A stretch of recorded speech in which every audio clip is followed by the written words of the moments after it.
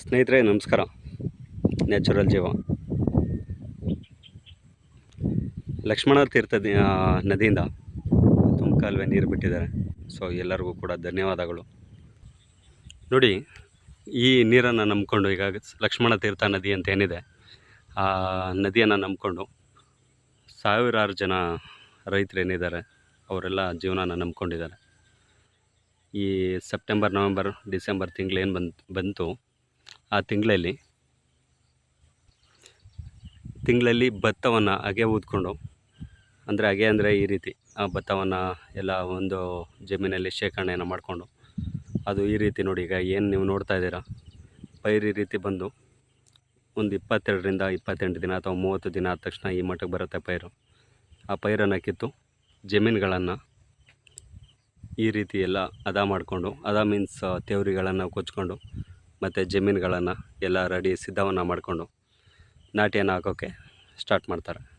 ಇದಕ್ಕೆ ಸಂಬಂಧಪಟ್ಟಾಗೆ ಇಲ್ಲಿ ಇಲ್ಲಿ ಗದ್ದೆ ಯಾರಿದ್ದಾರೆ, ಗದ್ದೆ ಮಾಡ್ತಾಯಿದ್ದಾರೆ, ಅವರು ನಮಗೊಬ್ಬರು ಸಿಕ್ಕಿದ್ದಾರೆ. ಅವ್ರನ್ನ ಮಾತಾಡ್ತಾ ಹೋಗ್ತೀನಿ. ಸ್ನೇಹಿತರೆ ನಮಸ್ಕಾರ. ನಮಸ್ಕಾರ. ತಾವು ಯಾವ ಊರು ಸರ್? ಸರ್ ನಮ್ದು ಇಲ್ಲೇ ಗದಿಗೆ ಪಕ್ಕ ಹನುಮಂತಪುರ. ಓಕೆ. ಹಾಗೆ ಬಂದಿದ್ವಿ ನಮ್ಮದು ಯೂಟ್ಯೂಬ್ ಚಾನಲ್ ನ್ಯಾಚುರಲ್ ಜೀವ ಅಂತೇಳಿ. ಹೇಳಿ. ಇಲ್ಲಿ ಈಗ ನೀರು ಯಾವ ಮಟ್ಟಕ್ಕೆ ಹೆಲ್ಪ್ ಆಗ್ತಿದೆ, ನೀರು ಯಾವ ರೀತಿ ಸಹಾಯ ಆಗ್ತಿದೆ ಸರ್ ನಿಮಗೆ ಲಕ್ಷ್ಮಣ ತೀರ್ಥ ನೀರು? ಲಕ್ಷ್ಮಣ ತೀರ್ಥ ಬಂದು ತುಂಬ ಸಹಾಯ ಇದೆ. ಪ್ರತಿ ವರ್ಷನೂ ನಮಗೆ ಇದೇ ಟೈಮ್ ನೀರು ಬಿಡ್ತಾರೆ. ನೀರು ಬಿಟ್ಟಾಗ ನಾವು ಗದ್ದೆ ಮಾಡ್ತೀವಿ. ಎಲ್ಲ ಒಂದು ಸಾವಿರಾರು ಎಕರೆ ಜಮೀನು ಗದ್ದೆಗಳು ಮಾಡ್ತೀವಿ ಇಲ್ಲಿ.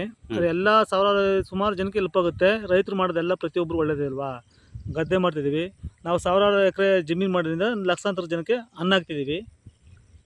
ಏನು ತೊಂದರೆ ಇಲ್ಲ. ಒಟ್ಟು ನೀರು ಈ ಸರಿ ಬಿಟ್ಕೊಟ್ಟವ್ರೆ ಚೆನ್ನಾಗಿ. ಹೋದ್ ಸರಿ ಸ್ವಲ್ಪ ಹಿಂಸೆ ಆಗಿತ್ತು, ಈ ಸರಿ ಚೆನ್ನಾಗಿ ಬಿಟ್ಕೊಟ್ಟವ್ರು ನೀರನ್ನ. ಸರ್ ಹೋದ್ ಸರಿ ತೊಂದರೆ ಆಯಿತು ಅಂತ ಹೇಳಿದ್ರಿ, ಯಾವ ರೀತಿ ತೊಂದರೆ ಆಯಿತು ಸರ್? ಸರಿ ಲೇಟಾಗಿ ನೀರು ಬಿಟ್ಕೊಟ್ಟಿದ್ರು, ಮತ್ತೆ ಮಳೆಗಳ ಪ್ರಾಬ್ಲಮ್ ಇಂದ ನೀರು ಕಮ್ಮಿ ಅಂದ್ಬಿಟ್ಟು ಬಿಟ್ಕೊಟ್ಟಿದ್ರು. ಈ ಸರಿ ಬೇಗ ಬಿಟ್ಕೊಟ್ಟವ್ರೆ. ಎಲ್ಲ ಗದ್ದೆಗಳೆಲ್ಲ ಅಗಿ ಓದಿವಿ, ತೆವರಿಗಳೆಲ್ಲ ಕೊಚ್ಚಾದ್ರೆ ಇನ್ನು 15 ಸರಿ ನಾಟಿ ಮಾಡ್ತೀವಿ. ಇದೇ ಥರ ನೀರು ಬಿಟ್ಕೊಟ್ರೆ ನಮಗೆ ಗದ್ದೆ ನೀಟಾಗಿ 3 ತಿಂಗಳು 4 ತಿಂಗಳು ನೀರು ಬಿಡುವರೆ ಸಾಕು ಸರ್ ನಮಗೆ. ನೀಟಾಗಿ ಗದ್ದೆ ಮಾಡ್ಕೊಂಡು ಭತ್ತ ಬೆಳಿತೀವಿ. ಅಕಸ್ಮಾತ್ ಇಲ್ಲೇ ಡ್ರಾಪ್ ಆಗ್ಬಿಟ್ರೆ, ಮಿಸ್ ಆಗಿ 1 ದಿನ 2 ದಿನ ನೀರೇನ ಡ್ರಾಪ್ ಆದ್ರೆ ನಮಗೆ 1 ವಾರ ನೀರು ತೊಂದರೆ ಆಗುತ್ತೆ. ಅದರಿಂದ ಗದ್ದೆಗಳೆಲ್ಲ ಹಾಳಾಗೋಯ್ತವೆ. ಅಂದ್ರೆ ಈ ಸರಿ ನೀರಿಗೇನು ಕೊರತೆ ಇಲ್ಲ ಅಂತ ನಿಮ್ಮ ಮನಸ್ಸಿನ ಭಾವನೆ? ಈ ಸರಿ ಕೊರತೆ ಅಂದ್ರೆ ನಮಗೆ ಗೌರಿ ತಿಂಗಳ ಮುಂಚೆನೆ ನಮಗೆ ನೀರು ಬರೋ ಭತ್ತ ನಾಟಿ ಮಾಡ್ಬೇಕಾಯ್ತು. ಗೌರಿ ತಿಂಗಳ ನಾಟಿ ಮಾಡ್ಬೇಕಾಯ್ತು. ಗೌರಿ ಹಬ್ಬ 1 ದಿನ 2 ದಿನ ಮುಂಚೆ ನಮ್ಗೆ ನಾಟಿ ಮುಗಿದೋಗೋದು.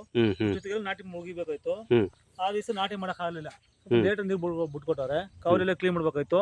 ಅಂದ್ರೆ ಈ ಸರಿ ನೀರು ತುಂಬಾ ಲೇಟ್ ಆಗಿಬಿಟ್ಟಿದ್ದಾರೆ ಅಂತ ನಿಮ್ಮ ಭಾವನೆ? ಹೌದೌದು, ನೀರು ತುಂಬಾ ಲೇಟ್ ಆಗ್ಬಿಟ್ಟಿರೋದಕ್ಕೆ ಈ ಸರಿ ಇಷ್ಟಕ್ಕೆಲ್ಲ ನಾಟಿ ಆಗ್ಬಿಡುದು. ಎಲ್ಲ ನಾಟಿ ಆಗ್ಬೇಕಾಯ್ತು. ಏನಪ್ಪ ಲೇಟ್ ನೀರು ಬಿಟ್ಟು ಇನ್ನ ನಾಟಿ ಮಾಡಕ್ಕಾಗಿಲ್ಲ. ಆದ್ರೆ ಒಡವೆ ಟೈಮ್ ಸ್ವಲ್ಪ ಕೊಳಸಿ ಆಗುತ್ತೆ, ಅದೊಂದು ಭಯ. ಅಂದ್ರೆ ಈ ಸರಿ ಸರ್ ಒಳ್ಳೇದಾಗಿದೆ ಅಂತ ನಿಮ್ಮ ಮನಸ್ಸಿನ ಭಾವನೆಗಳು? ನೀರು ಬಿಟ್ಟವ್ರೆ, ಲೇಟ್ ನೀರು ಬಿಟ್ಟಿದ್ರೆ ಕೊಳಸಿ ಆಗುತ್ತೆ. ನಮ್ಮ ಒಡವೆ ಟೈಮ್ ಕೊಳಸಿ ಆಗ್ಬಿಡುತ್ತೆ. ಆ ಟೈಮಲ್ಲಿ ಏನಾದ್ರು ಸ್ವಲ್ಪ ಜಿಡ್ಲಾಗ್ಬಿಟ್ಟು ಭತ್ತ ಬೆಳೆಯಲ್ಲ.